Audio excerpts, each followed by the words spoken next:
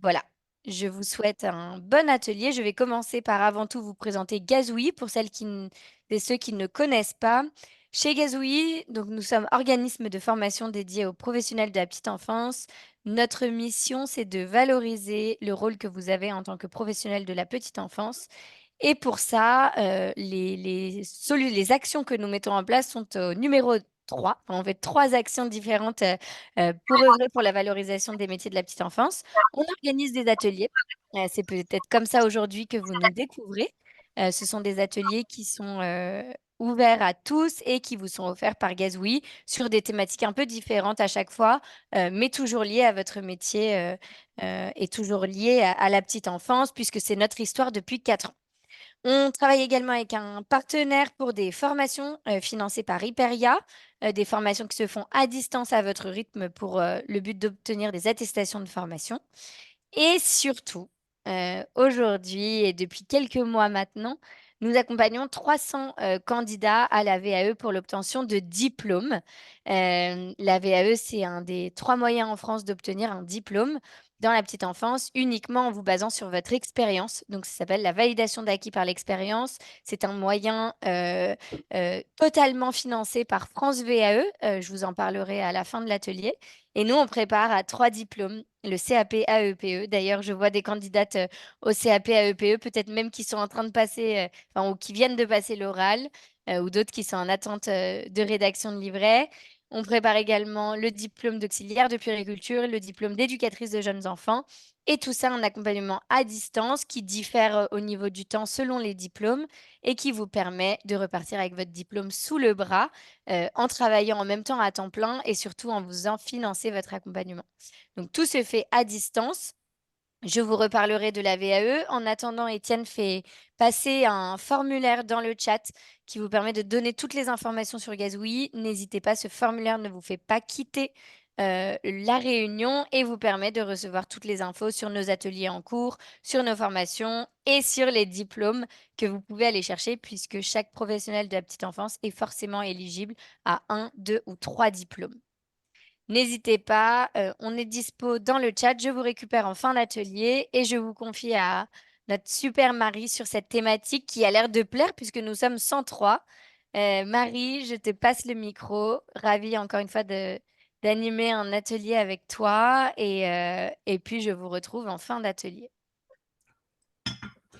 Merci beaucoup Salomé. Bonjour à tous et à toutes. Alors avant de parler du sujet du TDAH, je vais commencer par me présenter pour savoir un petit peu qui vous avez affaire, qui est cette formatrice. Donc je m'appelle Marie-Lille. Moi je suis éducatrice de jeunes enfants. J'ai travaillé pendant 17 ans en crèche. Au début j'étais auxiliaire de puériculture et après j'ai passé ma VAE d'éducatrice de jeunes enfants. Et je me suis reconvertie il y a quelques années dans le coaching. Donc, je me suis formée à l'école d'Isabelle Filiosa pendant 3 ans. Donc aujourd'hui, je suis coach parentale. Donc j'accompagne les parents sur toutes les difficultés qu'ils peuvent avoir avec leurs enfants de 0 à 18 ans. J'ai notamment beaucoup de parents d'enfants TDAH. Donc c'est un sujet que je connais bien.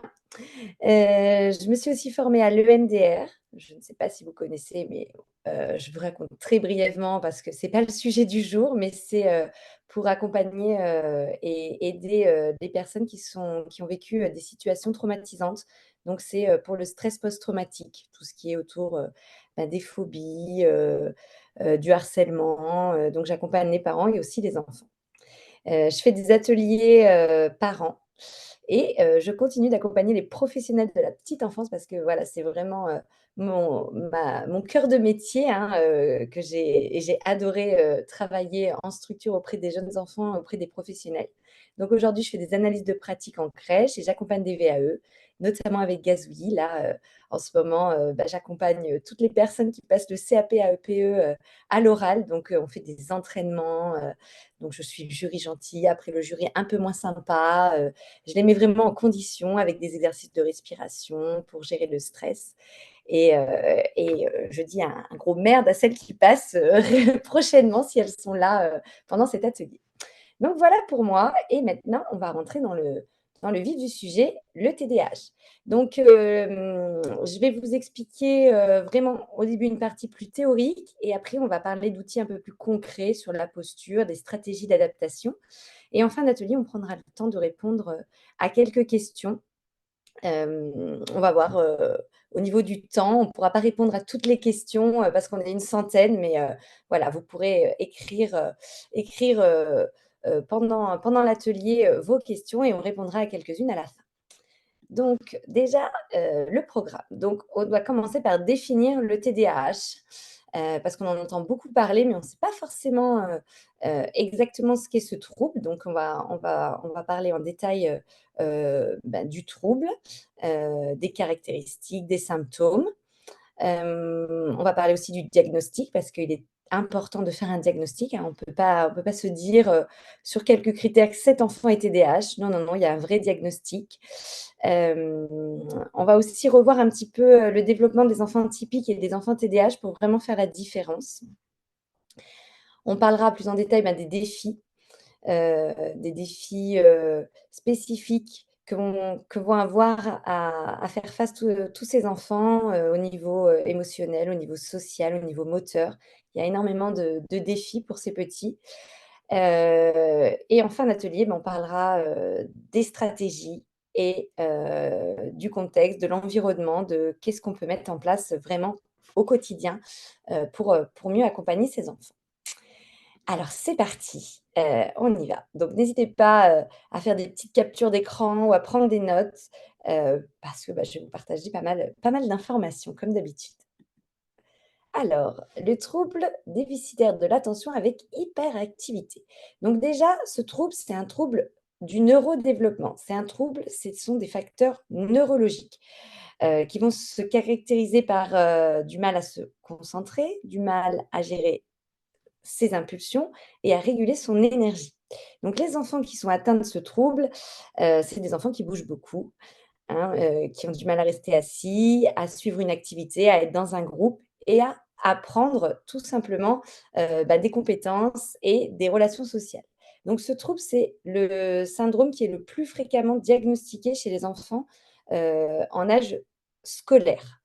Parce qu'en fait, ce trouble, il est très étudié parce qu'en fait, c'est vraiment à l'âge scolaire, on va se rendre compte que l'enfant a du mal à suivre et à apprendre comme les enfants qu'on va dire typiques. Donc ce trouble, il est vraiment, reconnu comme un vrai problème médical qui est réel. Maintenant, on en parle énormément, mais avant, il y avait autant d'enfants TDAH, mais sauf qu'il y avait pas de diagnostic. Donc on était beaucoup plus sur, des sanctions et des punitions et du coup, on ne se rendait pas compte de forcément, que les enfants avaient ce trouble. Alors qu'aujourd'hui, on est plus dans l'accompagnement des besoins, des émotions et c'est vrai que, du coup, on se rend plus facilement compte si l'enfant, a un trouble. Donc c'est vraiment un dysfonctionnement cérébral qui va agir aussi bien sur le développement, sur, toutes les actions quotidiennes, donc aussi bien, apprendre à s'habiller, à manger, à être en relation avec, sa famille. Donc ça aura un vrai impact sur la vie familiale, sur le quotidien aussi, si, l'enfant est en structure ou avec, une assistante maternelle et ça va avoir un impact aussi sur l'adaptation à des normes sociales, parce que l'enfant va avoir du mal à comprendre ce qui est attendu de lui. Donc les 3 grandes caractéristiques du TDAH, c'est inattention, hyperactivité et impulsivité.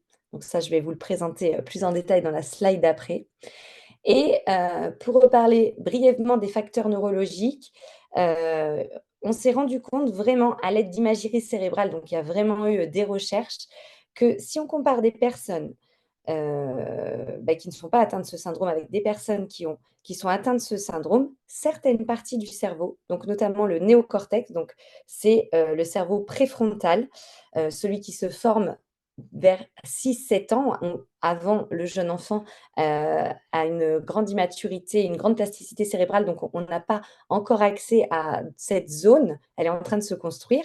Et bien chez les enfants qui ont un TDAH, cette zone préfrontale, elle est de plus petite dimension et elle a une activité électrique qui est moindre. Donc cette zone, elle permet de réguler les émotions, de réfléchir, de prendre des décisions et donc du coup, pour les personnes TDAH, si elles ont pas cette zone et bien du coup, elles vont réagir de manière beaucoup plus, archaïque et émotionnelle. Donc c'est pour ça que, vraiment c'est important, de connaître ce trouble et de se dire que l'enfant ne fait pas exprès. C'est vraiment quelque chose, qui est de l'ordre du neurologique. Il y a aussi des causes, génétiques. Souvent, quand on va faire diagnostiquer son enfant, et bien, on peut se rendre compte que soit le papa, soit la maman avait aussi un trouble du TDAH. Et tout ce trouble apparaît déjà avant 7 ans. Donc déjà avant 7 ans, on va repérer, heu, que l'enfant a déjà des caractéristiques et ce trouble se poursuit, à l'adolescence. À l'adolescence, c'est là où on va se rendre compte encore, certains enfants vont passer au travers du diagnostic, mais à l'adolescence, ça va être plus difficile pour l'ado, de s'organiser. Parce qu'en fait, on va commencer à demander, beaucoup plus, d'apprentissage autonome pour, préparer, bah, la future, vie sociale, des ados et du coup, c'est souvent à cet âge-là aussi que qu'on fait des diagnostics et que, on va proposer, une aide médicamenteuse, aux ados et par contre, le trouble peut s'atténuer et s'atténue vraiment à l'âge adulte. On recense, beaucoup moins d'adultes qui ont le TDAH, donc ils ont toujours le trouble, mais c'est beaucoup plus atténué et ils ont appris à vivre avec et à s'adapter. Du coup, il y a, dans les chiffres que j'ai trouvés, un peu moins de 5 d'adultes qui ont un TDAH. Donc voilà déjà, pour la définition, pour que vous ayez, vraiment une vision globale de, ce qu'est le TDAH. Donc maintenant, on va parler en détail des grandes caractéristiques.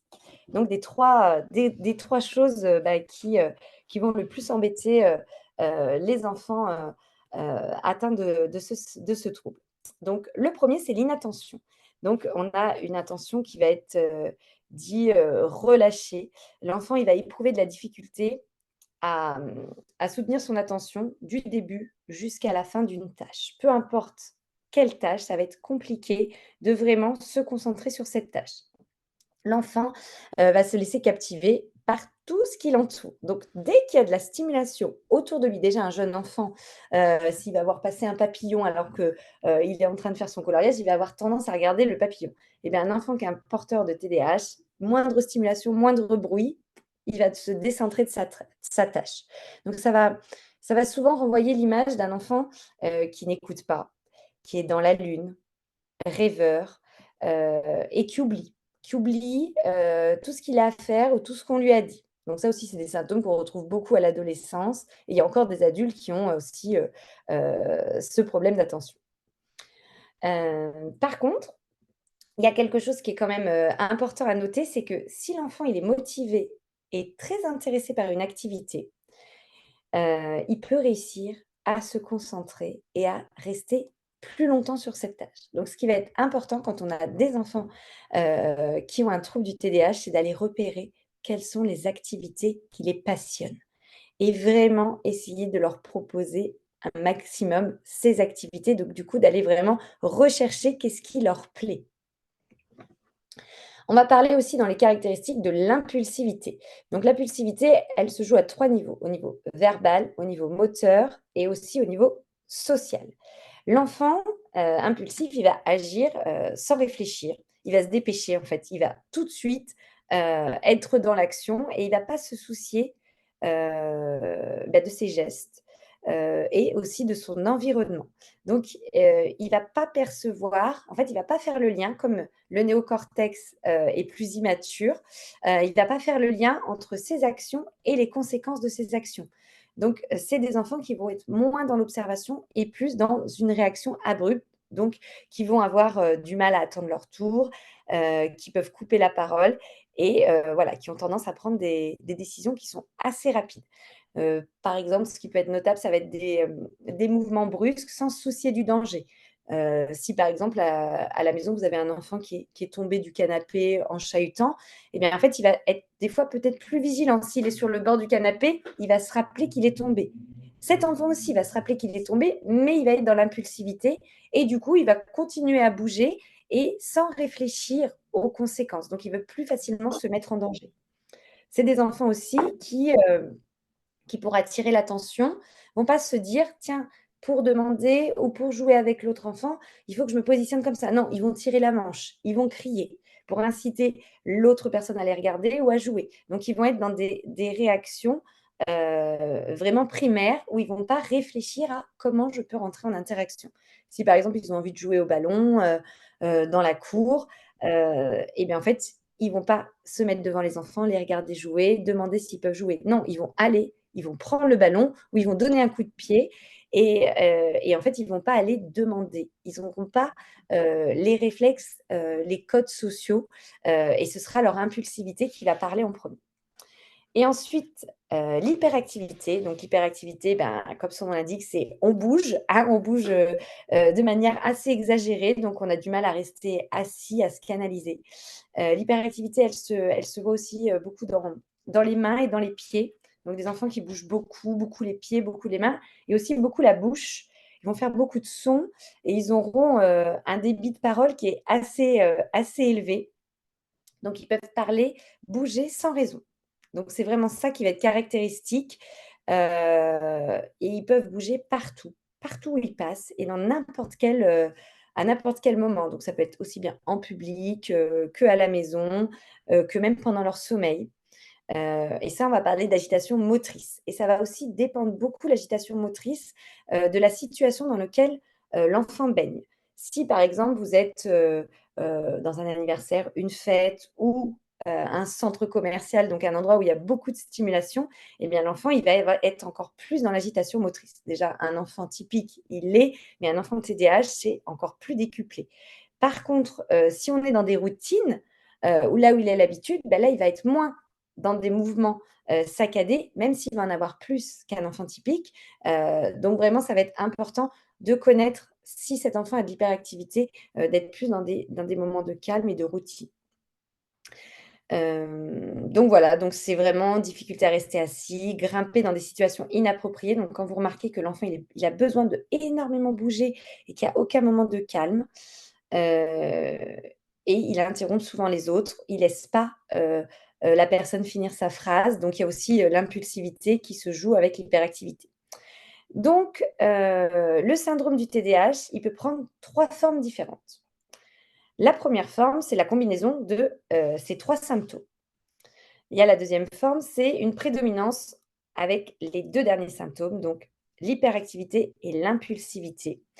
Et la troisième forme, de TDA, on ne va pas parler d'hyperactivité, c'est TDA, c'est, un seul symptôme et c'est l'inattention. Donc c'est pas forcément parce que votre enfant n'a pas ou l'enfant que vous gardez n'a pas les 3 grandes caractéristiques qu'il n'est pas TDA. Voilà, on peut être TDAH ou TDA ou avoir que 2 caractéristiques sur 3 ou que 1 sur 3. Donc l'intensité des manifestations, elle va varier vraiment selon les enfants.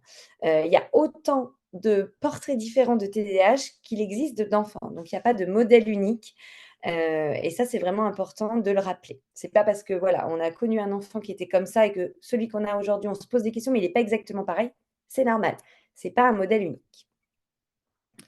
Donc maintenant, on va remettre en lumière la différence entre le développement typique de l'enfant et celui de l'enfant atteint de TDAH. C'est indispensable pour vraiment se dire, est-ce que cet enfant a un trouble? Est-ce qu'il a besoin d'un diagnostic ou non?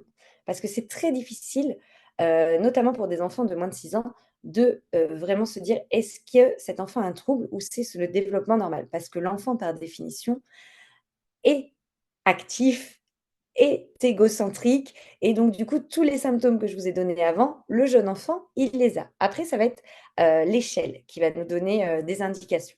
Donc la première chose, c'est l'intention et la concentration. Un enfant d'un développement typique, il va développer progressivement son attention. On va dire que vers 2 ans, 2 ans et demi, l'enfant est capable de se concentrer, entre 5 à 10 minutes sur une tâche, sur un petit coloriage, sur de la peinture et plus ça va aller, plus il va grandir, plus son attention, va être, plus longue. Donc un enfant de 4 ans, peut, rester pendant une vingtaine de minutes sur une tâche donnée. Alors qu'un enfant TDAH, il va avoir une difficulté à maintenir son attention et il va être distrait et il va avoir du mal à se concentrer sur tout ce qui va demander une attention prolongée. Donc vous n'allez pas voir forcément cette progression qui est vraiment notable chez la plupart des enfants. Ensuite, au niveau de l'hyperactivité et de l'impulsivité. Donc, comme je l'ai dit juste avant, l'enfant est très moteur. Donc, le jeune enfant, il a beaucoup d'énergie. On dit qu'un enfant de 3 4 ans, il a besoin de faire 4 kilomètres par jour. Donc, c'est très important, vous le savez, en tant que professionnel de la petite enfance, de sortir les enfants tous les jours, peu importe le temps qu'il fait, qu'ils aillent se dégourdir les jambes, qu'ils aillent au parc, ou de proposer des activités moteurs. Parce qu'en fait, l'enfant, il est en train de développer sa coordination, son développement global, et il a besoin de bouger. Donc, les jeunes enfants, ils ont beaucoup besoin de se dépenser, ils ont beaucoup d'énergie. Et ça va être tout ça canalisé par le jeu et par l'exploration. Plus on va proposer un environnement propice avec des jeux adaptés et de l'exploration, plus l'enfant va pouvoir canaliser son énergie. Un enfant TDAH, le niveau d'activité, en fait, son niveau d'activité va être excessif. Il va avoir du mal à se canaliser, même dans des situations qui vont être inappropriées. Par exemple, vous êtes sortis, vous avez fait une balade en forêt, les enfants ont été, courir, sauter, enfin voilà, pendant 2 heures. Vous rentrez et là, vous proposez un petit temps lecture. Les enfants s'installent et bien, un enfant qui va avoir un trouble de l'hyperactivité, un TDAH, et bien lui, il va se lever. Il va avoir du mal à se canaliser, à rester assis et du coup, il va avoir des actions qu'on va dire spontanées et pas réfléchies.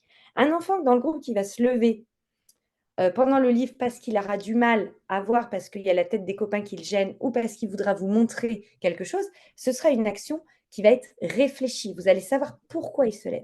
Un enfant de TDAH, il va se lever et il n'y aura pas d'explication. Donc ça, c'est des choses à noter et à voir vraiment par rapport à l'énergie. Un enfant typique peut se canaliser une fois qu'il est dans l'exploration et le jeu. Un enfant TDAH va toujours avoir cette tendance à bouger de manière spontanée. Donc ça va être notable aussi au niveau du développement moteur. Donc l'enfant, comme pour tout, va apprendre petit à petit des compétences motrices et des compétences de motricité fine. Donc la pince, le relâchement, et ça va être fait de manière progressive. Donc ça, c'est important. Si vous ne savez plus à quel âge exactement l'enfant développe chaque acquisition, de vous remettre à jour. Nous, on propose des formations, comme l'a dit Salomé en début d'atelier, pour repérer si un enfant a un trouble, il est indispensable déjà de connaître le développement dit typique d'un enfant. Donc savoir à quel âge il est capable de maîtriser son corps, de courir, de sauter, de relâcher la pince. Donc tout ça, ça va être important déjà de l'avoir vraiment en tête et aussi de le transmettre aux parents.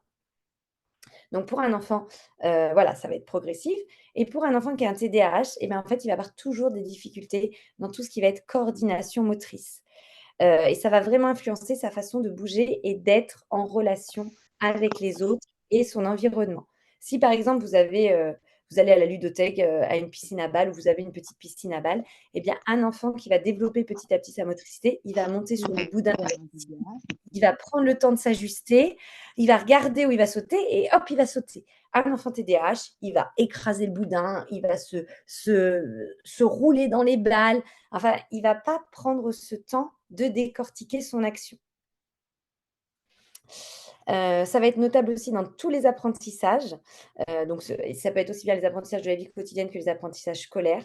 Un enfant typique va apprendre par l'observation, en modélisant ce qu'il a vu. Donc, il va beaucoup observer et il va aussi écouter les consignes. Qu'est-ce que m'explique cet adulte? Comment je peux faire cette nouvelle acquisition? Par exemple, un petit collier de perles, bah, tu mets la perle. Une fois que tu as mis la perle, tu attrapes le haut du fil et là, tu lâches la perle. Donc ça demande de la coordination, de l'observation et écouter les consignes.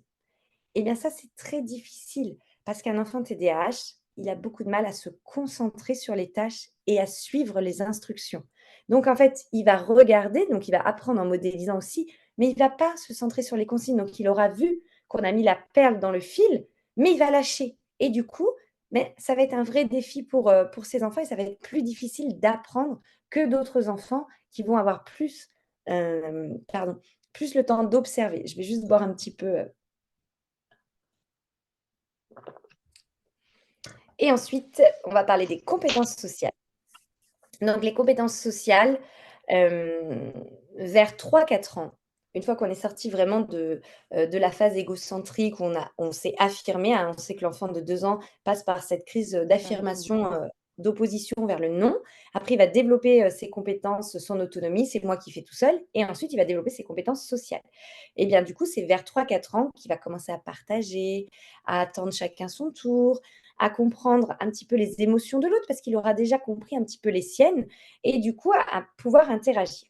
Un enfant TDAH, il aura beaucoup plus de difficultés à interagir parce que l'impulsivité et l'hyperactivité va faire qu'il va agir avant de réfléchir à ce que l'autre veut et où en est l'autre et comment on peut partager. Donc il n'est pas dans cette élaboration qu'un enfant, commence à mettre en place vers 3-4 ans de comment je joue avec l'autre. Là, il est dans l'impulsion et du coup, ça va être plus difficile pour ces enfants, d'acquérir les compétences sociales parce qu'en fait, il ne va pas pouvoir observer, analyser, comprendre et interagir de la même manière.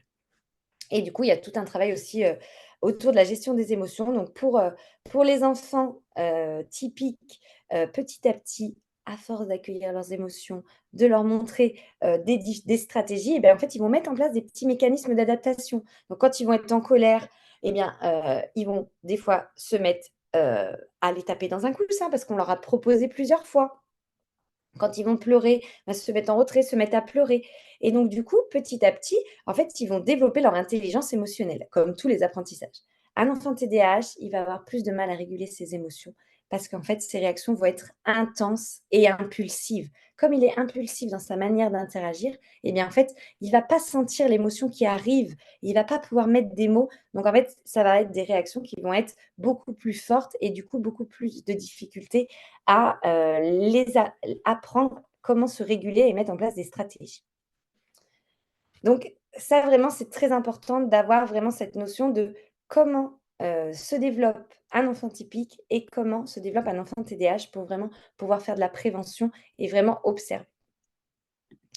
Donc maintenant, on va parler du diagnostic. Donc je vous l'ai dit tout au début, dans la définition, il n'y a pas vraiment de tests, qui peuvent détecter le TDAH. Alors vous allez en trouver sur internet, mais ce n'est pas du tout des tests qui vont être fiables. Le diagnostic, il nécessite une évaluation, clinique, qui va être très, très complète et très approfondie. Il va y avoir, des multiples questionnaires, des entretiens avec le parent et avec l'enfant et aussi avec, soit l'enseignant, soit le professionnel de la petite enfance. En général, c'est les enseignants parce qu'on fait un diagnostic plus à partir de 6 ans et les spécialistes, ils vont déterminer, si l'enfant a un trouble TDAH en écartant déjà, toutes les pathologies qui vont ressembler. Parce qu'il y a énormément de pathologies qui, peuvent faire penser à du TDAH sans en être.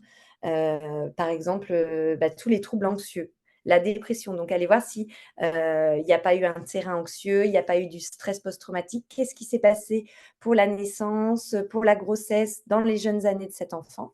Ça peut être des troubles 10, ça peut être le syndrome de la Tourette. Enfin, il y a plein de symptômes qui vont avoir, hem, des, une pathologie et des caractéristiques qui ressemblent. Même par exemple, les enfants qui sont précoces, dits HPI, ben, il peut avoir des comportements qui vont être liés à la précocité. Donc en fait, on peut penser qu'un enfant est TDAH, mais en fait il est HPI ou alors il peut être les 2. Donc, pour faire le diagnostic, il faut vraiment que tous les symptômes soient présents avant l'âge de 7 ans. Ce n'est pas l'apparition des symptômes à 7 ans, c'est vraiment, on les a déjà repérés dans la petite enfance. Que les symptômes, ils se manifestent dans 2 domaines de la vie, donc aussi bien à la maison, que, dans les relations amicales avec les enfants, autour de lui, avec la fratrie, dans les activités de loisirs, les activités extrascolaires, à l'école, à la garderie, chez nounou, avec ses frères et sœurs. Donc il faut qu'il y ait au moins dans 2 domaines. S'il y a qu'un seul domaine, c'est vraiment d'aller chercher qu'est-ce qui se passe, dans cet environnement. Parce que si, par exemple, l'enfant, il a que, cette façon impulsive, à la maison ou à la garderie, bah, c'est voir comment ça se passe, comment est l'environnement, et comment on interagit avec l'enfant, dans ce domaine-là. Il faut que les symptômes soient persistants, qui durent plus de 6 mois. Si ça fait que 2 mois que vous avez remarqué que l'enfant a, des troubles, d'inattention, d'hyperactivité, on ne peut pas encore aller chercher un diagnostic. Il faut vraiment que ce soit, des troubles qui soient, installés. et repérer en fait si, ces troubles, ces comportements sont plus sévères que chez les mêmes enfants au même âge. Donc c'est pour ça que c'est très important de connaître vraiment sur le bout des doigts le développement de l'enfant. Donc je vous l'ai dit, voilà, le diagnostic en général ne se fait pas avant 6 ans. Vous pouvez, si vous sentez, si les parents sont OK, aller consulter déjà des médecins avant pour essayer d'avoir des diagnostics avant 6 ans. Mais c'est souvent à l'entrée à l'école maternelle, enfin à l'école, primaire pardon, parce que c'est là où on va commencer des apprentissages et qu'on va demander une attention plus soutenue. Mais souvent, de moi ce que j'ai repéré, c'est plus vers 8-9 ans que, les parents commencent à faire un diagnostic parce qu'avant, on laisse encore, le temps à l'enfant, de développer ses compétences et ses capacités. Alors les défis, spécifiques des enfants TDAH, donc on en a déjà parlé, mais déjà il y a des défis au niveau cognitif. Donc ce trouble vraiment, il va influencer tout le développement global. Les troubles cognitifs, donc c'est au niveau de l'intelligence. Comme ces enfants, ils ont du mal à se concentrer, pardon, ça va affecter leur capacité d'apprentissage, donc tous les différents apprentissages, et ils vont avoir aussi du mal à s'organiser, planifier des choses. En fait, ça va être plus laborieux. Déjà, c'est compliqué, pour un enfant, de se tenir à table, de manger. Et bien, pour un enfant TDAH, tout va être compliqué. Prendre le bain, s'habiller, manger, tout ça va demander 2 fois plus de temps et de mettre en place des petits tips et des petites choses pour l'aider. Donc au niveau cognitif, il va avoir plus de mal à apprendre toutes ces routines. Au niveau social, eh bien, il va du mal à avoir, à comprendre et à respecter les attentes. Qu'est-ce qu'on attend de moi? Partager les jeux, attendre son tour, quand on s'installe au repas, le temps qu'on mette la table, qu'on distribue, le petit bout de pain, eh bien, en fait, l'enfant peut s'agiter parce qu'il ne comprend pas qu'il faut attendre. Donc ce qui peut être important dans ces moments-là, c'est, de servir l'enfant en premier. Ça ne sert à rien d'essayer de lui apprendre au moment où c'est le plus difficile pour lui. Les compétences, on va les apprendre en dehors des moments, qui sont difficiles. Et souvent pour les enfants, ça va être difficile aussi d'interagir avec d'autres enfants, du même âge, parce qu'ils peuvent être perçus comme des enfants qui sont très intrusifs. Alors les enfants vont cataloguer de: «Il est méchant», «Il vient, il me prend mon jeu», donc vraiment, c'est important aussi de mettre des mots et d'expliquer aux enfants. On va prendre le temps et on va expliquer comment se comporter avec cet enfant, parce que ça va vraiment influencer les interactions. Parfois les enfants, vont fuir, ces comportements, enfin cet enfant-là avec ses comportements. Donc il y aura aussi, tout un défi pour ces enfants au niveau émotionnel, parce qu'il y aura beaucoup de sauts d'humeur. C'est assez fréquent, parce qu'ils vont avoir des difficultés, plus de difficultés à gérer les frustrations. Donc ils vont avoir des comportements plus explosifs, des plus grosses crises de colère, hein, comme je vous l'ai dit juste avant, qui vont être plus intenses et ces enfants, ils sont plus sujets au stress. Et du coup, le stress, c'est vraiment tout ce qui va être contrainte de la vie quotidienne, mais ces enfants, ils ont beaucoup plus de défis. Ils vont rencontrer beaucoup plus de défis au quotidien, donc ils vont être d'une nature beaucoup plus stressée. Donc au niveau émotionnel, il y aura beaucoup plus d'impact et de réactions fortes parce qu'il y a énormément de stress. Et ça va aussi avoir un impact sur le développement du langage et de la motricité. Au niveau du langage, l'enfant, il peut avoir un petit retard parce qu'il va avoir de la difficulté à maintenir son attention sur les interactions verbales. En fait, comme il est dans l'impulsivité, il va répondre très rapidement et il va pas forcément écouter jusqu'au bout. Donc, il va aller trop vite, il va mâcher ses mots, il va pas laisser, le temps à l'adulte d'expliquer, de donner la consigne, de répéter. Donc c'est vraiment, prendre le temps avec ses enfants au niveau du langage. Et au niveau moteur, ça je vous l'ai déjà dit, ça va être la coordination qui va demander beaucoup de concentration et ça peut être plus difficile pour les enfants, aussi bien la concentration au niveau de la motricité globale que la motricité fine, comme par exemple, faire du tri. Donc quand on va donner, je ne sais pas, des petites pinces à un enfant ou, des petites cuillères pour qu'il trie, des petits objets par couleur, ou alors marcher sur une petite poutre. Il faut vraiment que l'enfant, il prenne le temps de s'équilibrer. Donc tous ces apprentissages vont lui demander plus de temps, plus d'énergie et du coup, ça va aussi, lui demander plus et ça va lui amener plus de stress. Donc maintenant, on va voir des petites, stratégies éducatives que mettre en place. Alors tout ça, C'est des stratégies déjà que vous pouvez mettre en place avec n'importe quel enfant. Ça marche avec tous les enfants, donc il n'y a pas besoin de diagnostic. Si vous sentez que cet enfant, il a une tendance à l'hyperactivité, à l'inattention, n'hésitez pas à mettre en place ces stratégies. Donc déjà, la première, ça va être de structurer avec des routines, de faire des petites étapes dans la journée, le petit train, des différents moments de la journée, de proposer des imagiers de chaque moment. Moi, dans une de mes structures, par exemple, pour le moment d'échange, j'avais pris des photos de tout ce qu'on allait faire au moment du change. On rentre dans la salle de bain, on va monter sur le plan de change debout, donc je prends la photo de l'entrée de la salle de bain. Je prends la photo d'un enfant qui monte sur le plan de change par le petit escalier. Après, je prends un enfant qui enlève son pantalon. Donc, en fait, de séquencer tous les moments et de proposer un petit album photo dans le coin calme, avec les livres, et par moment de re-regarder avec l'enfant cette structure de voilà ce qui va se passer quand on va aller changer la couche. Et du coup, on en parle en dehors de ce temps-là pour que l'enfant, il ait vraiment en tête tous ces moments avec des images. Ce sera plus parlant pour lui. Donc, de faire aussi des imagiers de chaque moment de la journée, ça va être très important et de structurer tout ça. De donner des consignes concises et claires, donc très simple, peu de mots. Comme je vous l'ai dit juste avant, comme l'enfant, il est, dans l'impulsivité, il ne va pas écouter jusqu'au bout. Donc évitez les phrases à rallonge, ne pas faire beaucoup de mots. Par exemple, même pour les ados, si vous avez des ados, ça va être au lieu de leur dire: «Éteins la lumière, qu'est-ce que je t'ai dit à propos de la lumière? C'est pas vers ça ici». On dit juste: «Lumière», juste un mot. Donc ça marche aussi bien avec les ados qu'avec les jeunes enfants. Juste un mot, consigne simple et claire. Et de donner étape par étape ce qui est attendu. Si par exemple on dit à un enfant qui a un TDAH: «Mets la table» ou «Déshabille-toi», c'est trop, trop de tâches. Donc c'est mets la table, c'est prends les verres, installe les verres. Ouais, super, tu as installé les verres. Qu'est-ce que tu peux mettre maintenant? Les assiettes ou les bols, eh bien, je t'invite à aller les chercher. Donc, on séquence petit à petit. Pareil pour les habits. Euh, on rentre à la maison, du parc ou de n'importe quelle sortie. C'est pas déshabille-toi, c'est allez, tu commences par les chaussures. Allez, vas-y, assis-toi. T'enlèves ton lacet, ton scratch et on décortique avec l'enfant et on met des mots et on l'accompagne visuellement. Ça, c'est très important tant que ce n'est pas devenu un automatisme. On va pas juste donner une consigne comme ça, déshabille-toi. On s'assoit avec l'enfant et on met et on fait de manière étape par étape. Faire du renforcement positif.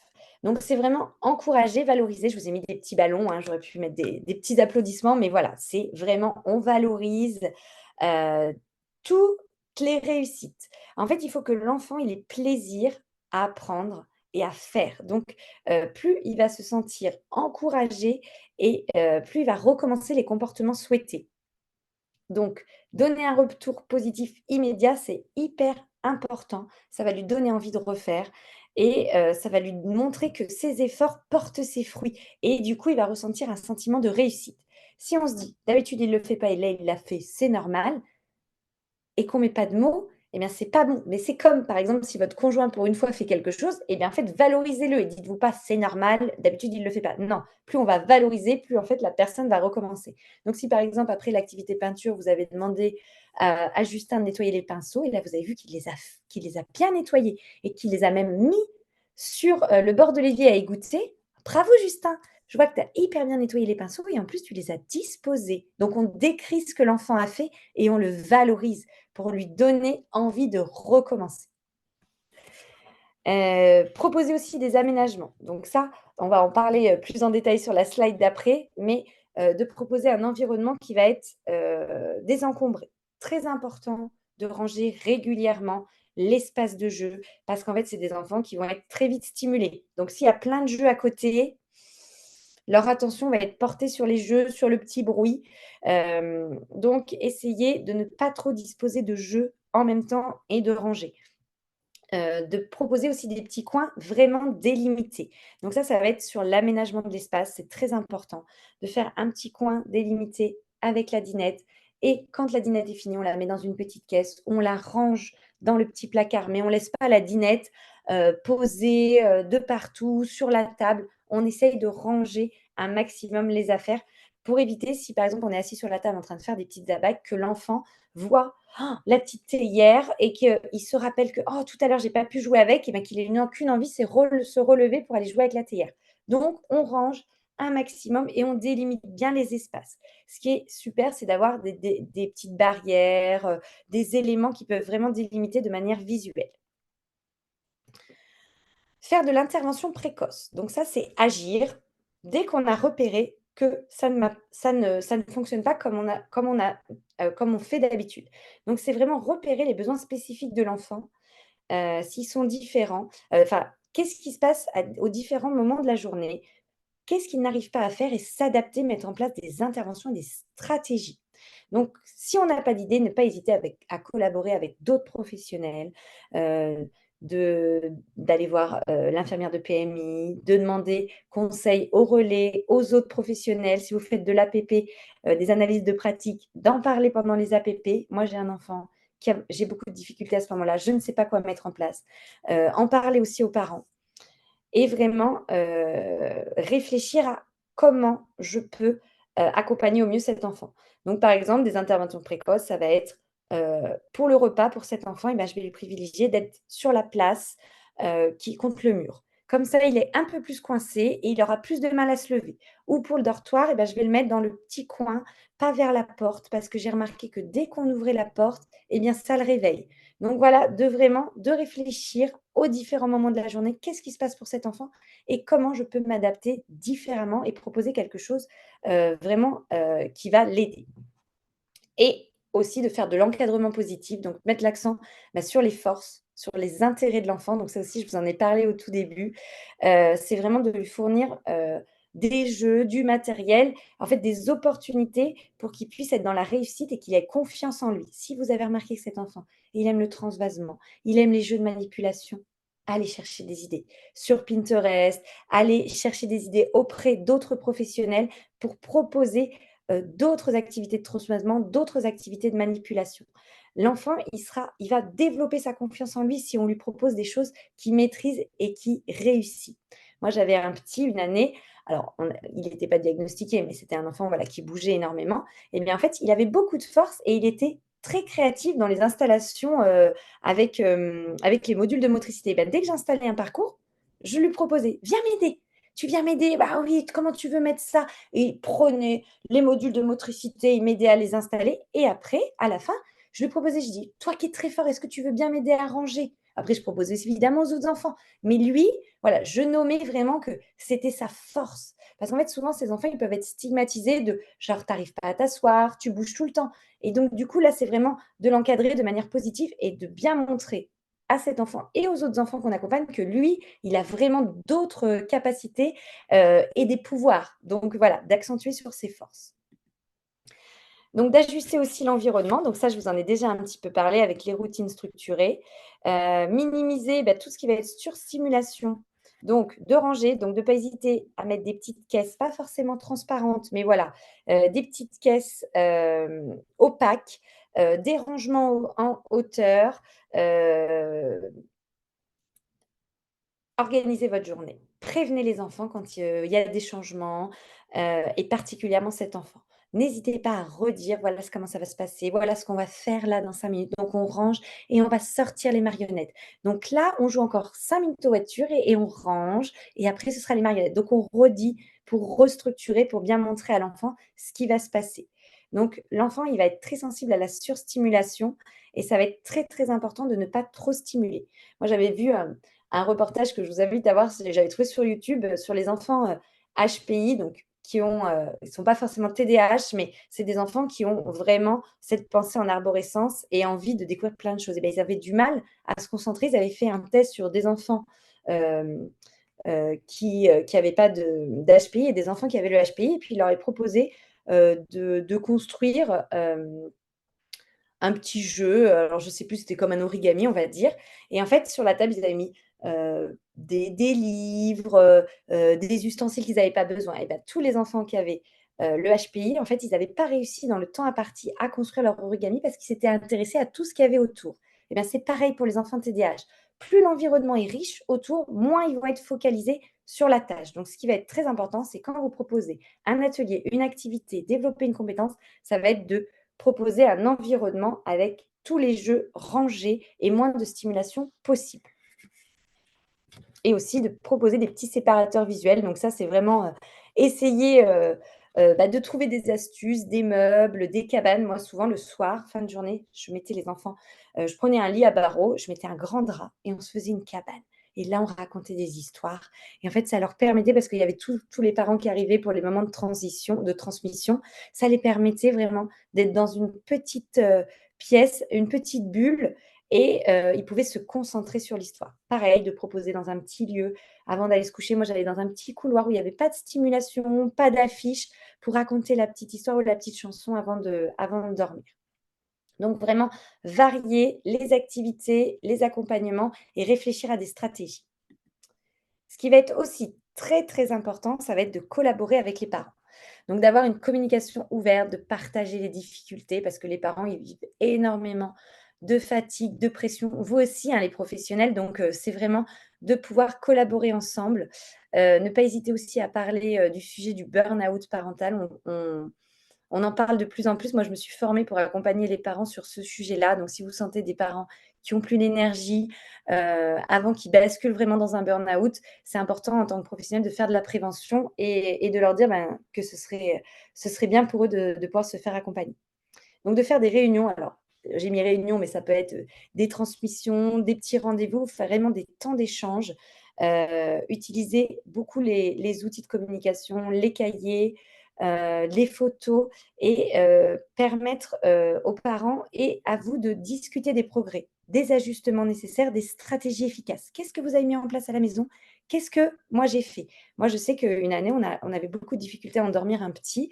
Et bien, en fait, j'ai demandé au papa de me mimer comment il faisait pour l'endormir, parce qu'il m'avait expliqué, je le prends sur moi. Donc moi, j'avais essayé toutes les stratégies en écharpe, sur le côté. Et en fait, ce papa m'a montré un jour en transmission, il s'est allongé avec son fils et il m'a montré la manière dont il le berçait. Et du coup, j'ai continué à faire ça. Et là, on était vraiment dans de la coéducation. Et à partir de ce moment-là, j'ai réussi à endormir cet enfant et mes collègues aussi, parce qu'on avait vraiment vu. Donc vraiment, échanger, se donner des idées, des stratégies, partager des informations, ne pas hésiter à se former, aller en analyse de pratique, suivre des conférences, faire circuler les informations et de se donner des petits tips entre professionnels, c'est indispensable, et de se sensibiliser sur le sujet, là, comme vous êtes en train de le faire.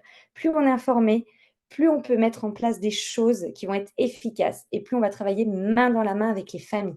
Une meilleure compréhension de ce trouble, ça va favoriser une collaboration plus efficace et on va pouvoir avancer et proposer aux enfants des stratégies et les enfants seront moins stressés et pourront plus se développer. Essayez aussi au maximum d'être dans le respect mutuel, d'éviter les jugements. Ça, c'est vraiment très, très compliqué parce que des fois, quand on ne connaît pas, on peut être facilement dans le jugement. Ses parents le laissent devant la télé, on ne comprend pas, mais parce que les parents sont épuisés. Donc, évitez au maximum d'être dans le jugement et d'être dans le respect, de reconnaître les compétences de chacun, et de renforcer la coéducation, de dire: «Ah, je vois que vous êtes très, très doux, que vous êtes patient et ça, c'est vraiment important». Ou si vous avez un parent qui est beaucoup plus, dynamique et joueur et bien ça, votre enfant, il en a vraiment besoin. Voilà, donc d'aller noter les compétences et essayer de se respecter au maximum et d'être réactif aux besoins changeants parce que c'est des enfants qui vont avoir besoin de se réadapter. Donc, ne pas hésiter à modifier sa pratique, se remettre en question. Ça va être essentiel d'être souple et adaptable et de montrer aux parents comment vous êtes souple, qu'est-ce que vous avez fait comme changement au quotidien pour qu'ils puissent également faire de même à la maison. Donc, si vous avez mis en place, par exemple, un nouveau rituel du coucher, parce que vous avez vu que c'était très difficile pour lui, le moment de la séparation, très frustré de quitter la pièce, de quitter les autres enfants, et bien en ce moment, moi, j'ai mis en place, on fait un petit rituel et il va faire un petit bisou, une petite caresse à chaque enfant, à chaque peluche et après, il peut accepter d'aller se coucher. Donc, dès que vous mettez en place des nouveaux rituels, eh bien, en parlez aux parents. Donc ça, vraiment, la collaboration est essentielle. Et enfin, pour finir cet atelier, on va parler de la posture à adopter. Donc vous l'avez bien compris, hein, c'est, beaucoup, beaucoup de patience, beaucoup d'énergie, donc déjà d'être dans la compréhension. Donc maintenant que vous avez plein d'outils, plein de clés, reconnaître que cet enfant a des difficultés et que ça se passe au niveau de son cerveau, donc il n'y est pour rien. Donc éviter les jugements et exprimer au maximum de l'empathie. Je sais que c'est pas facile pour toi, je sais que ça te demande beaucoup d'énergie et je comprends que ça te stresse. Donc de mettre des mots sur vraiment ce que vit l'enfant. Être dans une communication ouverte, transparence avec les parents, expliquer ce que vous mettez en place, l'énergie que ça demande, élaborer des plans d'action avec eux pour vraiment travailler main dans la main. Essayer donc maximum dans un encadrement qui va être dit calme, donc avec un ton, une attitude sereine, utiliser les conséquences logiques plutôt que les punitions, hein. Dire à un enfant: «Beh, en fait, je vois que tu n'écoutes pas, donc si là, je t'ai déjà répété 3 fois, je vais être obligée de reculer ta petite chaise parce que là, tu peux plus rester avec les enfants dans le repas». Donc voilà, de proposer, voilà ce qui va se passer. On n'aura pas la possibilité de raconter 3 histoires parce que là, tu bouges tout le temps. Donc je vais t'inviter à t'asseoir, sinon, ça va être compliqué pour nous de finir les histoires. Donc d'expliquer comment ça va se passer et ce sera les conséquences parce qu'on n'aura pas eu le temps. D'encourager l'autonomie, donc donner des responsabilités à cet enfant, développer ses compétences en le soutenant. Par exemple, vous savez qu'il a du mal à attendre son tour, vous allez au parc et vous savez que la balançoire qu'il adore, elle est souvent prise. Donc, qu'est-ce qu'on peut faire si la balançoire est prise? Donc, réfléchir en amont avec cet enfant. Essayer de trouver 5 stratégies. Et ben, on peut courir, faire 10 tours autour de la balançoire. On peut faire un petit temps de chanson. On peut aller ensemble faire 4 tours de toboggan. Donc, essayer de trouver des idées pour lui apprendre à attendre avant que le moment se passe. Et patience et tolérance. Ça, c'est vraiment les mots clés. Reconnaître que ces progrès à cet enfant vont être plus progressifs et ce sera des petits pas. Donc restez engagés malgré les défis et n'hésitez pas à aller chercher du soutien auprès d'une communauté, auprès d'autres professionnels, auprès de psychologues, auprès de coachs qui peuvent vraiment, vous accompagner avec bienveillance. Et petit rappel, tous les enfants moteurs et actifs ne sont pas TDAH. On ne met pas l'étiquette sur tous les enfants parce qu'en fait, ça peut être énormément de choses différentes. Tout le contexte va jouer. Donc, s'il y a eu un décès, un divorce, une maladie, un changement de mode de garde, du stress, voilà. Toutes ces situations peuvent déclencher les mêmes symptômes. Donc, attention à ne pas diagnostiquer et alarmer les parents trop vite. Et voilà, nécessaire de faire de la sensibilisation et de l'éducation pour lutter contre les stigmatisations associées au TDAH des jeunes enfants.